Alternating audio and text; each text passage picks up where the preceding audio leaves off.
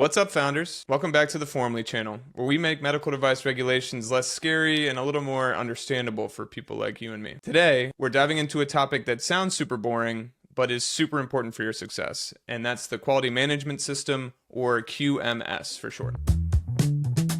Everyone from big medical device companies to small startups new to the market need to have a QMS. But a QMS looks really different from a big company to a small company. I'll show you why. All right, let's get into it. What is a QMS? As I mentioned in our CE marking video, a quality management system is a playbook for how you run your company and how you build your product. The goal is simple: build a quality product every time. To do this, you'll write down how you're going to divvy up your company resources, how you're going to test and develop your product, and how you're going to fix problems with your product so it stays compliant. It sounds like a lot, but it's really common sense. At the end of the day, most quality and regulatory is just documenting stuff. By the way, you're not the only one needing a QMS. Companies that build airplanes and electric cars also use one. But their QMS is slightly different than ours for making medical devices, but the idea is the same: build a quality product. But for all companies, including airplane manufacturers, if your QMS is bad, your product is definitely going to start to see issues. I'm looking at you, Boeing, you little...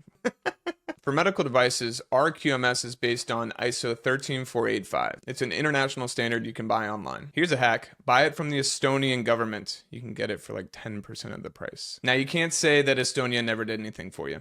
Thanks, Estonia. Anyways, 13485 lays out nice and orderly all the requirements for your quality management system. What it doesn't do is tell you how to meet those requirements. So it'll say something like, you should have quality objectives to match your quality policy. And then you're probably wondering, okay, how many should I have? Should they be short-term or long-term? Can you give me an example? Sorry, you will not find that in the standard. Boo. That's the fun part about quality and regulatory. There's usually a few good ways and 100 bad ways to comply with a standard. But don't worry, that's why we're here. We can get into this a little bit later, but my advice when interpreting standards is to keep it concise and do what makes sense for your company. AKA having 3 pages of quality objectives, that's probably overkill for a small company. Now, let's talk about what processes are covered under a QMS. So what is this magical QMS? A bunch of stuff you never knew you needed. The first thing a QMS does is requires you to document and approve almost everything. For regulators, if it's not written down, it doesn't exist. That's why you write down all your processes and sign off on everything. If your eyes are glazing over thinking about sending out 150 documents through DocuSign, don't worry. You can do this through software too. We'll talk about that more in the EQMS section later on. Let's talk about what processes are in the QMS. I'll touch on the most important ones. First up, management. The QMS standard says you need to live and breathe your QMS processes, and that starts with management, aka your C-level. I'm not saying that you and your co-founders need to go out and get matching QMS tattoos, but shoot, I wonder how that would play in an audit. What I was saying was, you need to specify your quality objectives and then commit enough resources so that you can execute them successfully. You'll also review annually with your management team just to make sure your QMS is working smoothly. If your leadership treats the QMS like a checkbox exercise, so will everybody else, and that's a recipe for disaster. All right, next up, we have design controls and traceability. This is one of the most critical parts of the QMS, and sometimes it's the hardest to implement. I could probably do a whole video just on this subject. It's also the part that engineering teams tend to hate the most. Design controls and product realization, as they call it, has to do with design inputs, design outputs, verification and validation, and design transfer, among other things. Now, while these terms are important, I think they get lost on people. That's why I want to explain it in my own terms. When you conceptualize your product, you think about what it needs to do for your user. We typically write these down as user needs. Let's use an example device for this. Let's say you have a software application that warns you when you're about to have a heart attack by reading your vital signs. So the user needs for this would be the ability to measure your vitals and send you a warning when you're at risk. From your user needs, you'll create what's called product requirements. Product requirements are specific functions that your product has to do in order to satisfy your user needs. For our heart app example, we need to send the user a message when their heart rate's too high. So our product requirements would be know when the heart rate is too high and the ability to send the user a message.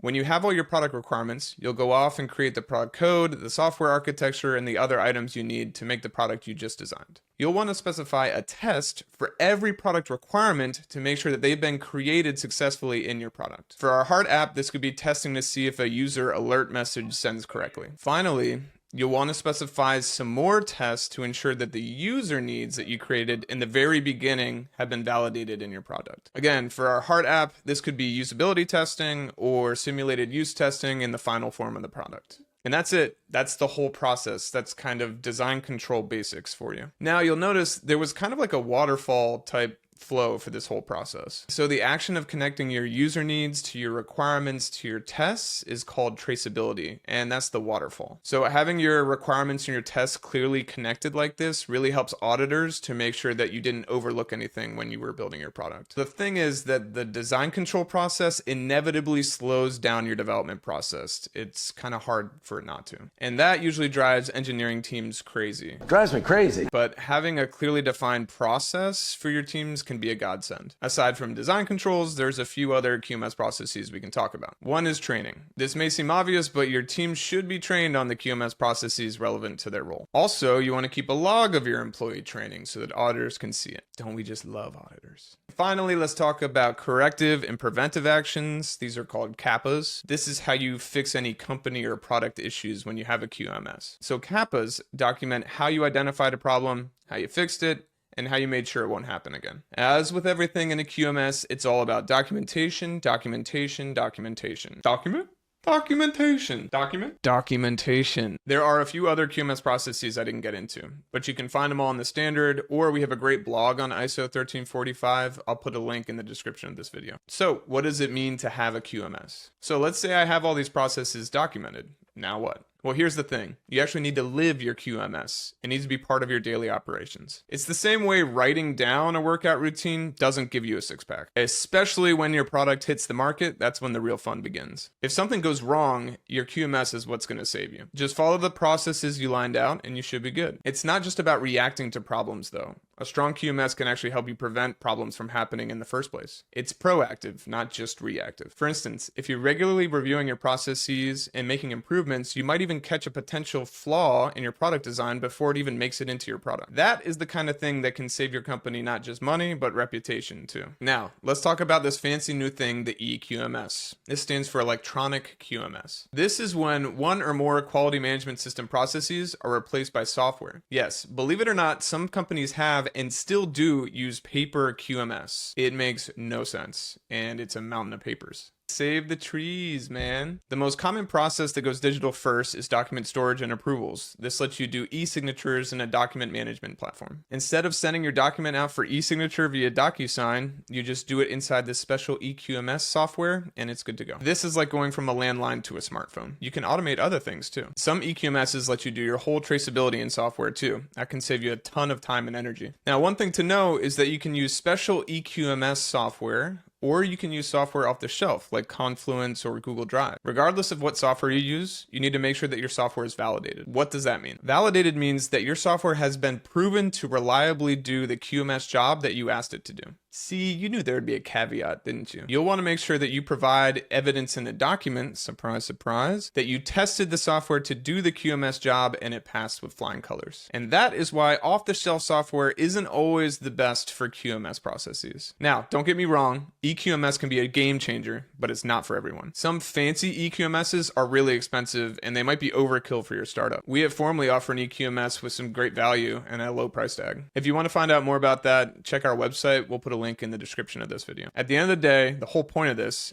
is that you find something that works for you and your budget. And now for the last section of this video, how to create a QMS as a startup. So how do you tackle creating a QMS for your startup? The best part about a QMS is that it can be as simple or as complex as you want it to be. A good starting point is just to buy the ISO 13485 standard and read it. Document. Now, if you don't go absolutely insane from doing that, you can take a crack at writing your own processes that match the standard. However, there are also QMS template packages out there that you can buy as a starting point and you can just tailor them to your company. By the way, for the price of one of these template packages, you could also use Formally and get these templates automatically completed for you in the software. What we offer monthly is cheaper than most of these packages. When we're talking about complexity, for example, if you have a simple low-risk device, then your QMS processes are probably going to be simpler and more straightforward. But if you're working on something more complex and high risk, you might need a more robust system to handle all the moving parts. So consider using an EQMS like I talked about before. Usually, an EQMS that just handles document storage and approvals can be affordable for startups on a budget. Now, with that being said, I've seen both in-house written QMSs and EQMSs off the shelf go through certification successfully. So whatever QMS you choose, it just needs to make sense for you and your product. So there you have it, folks, your QMS in a nutshell. It's not just a bunch of paperwork.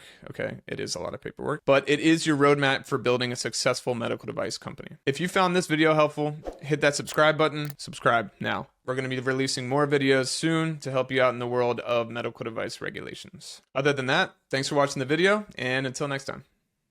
Document.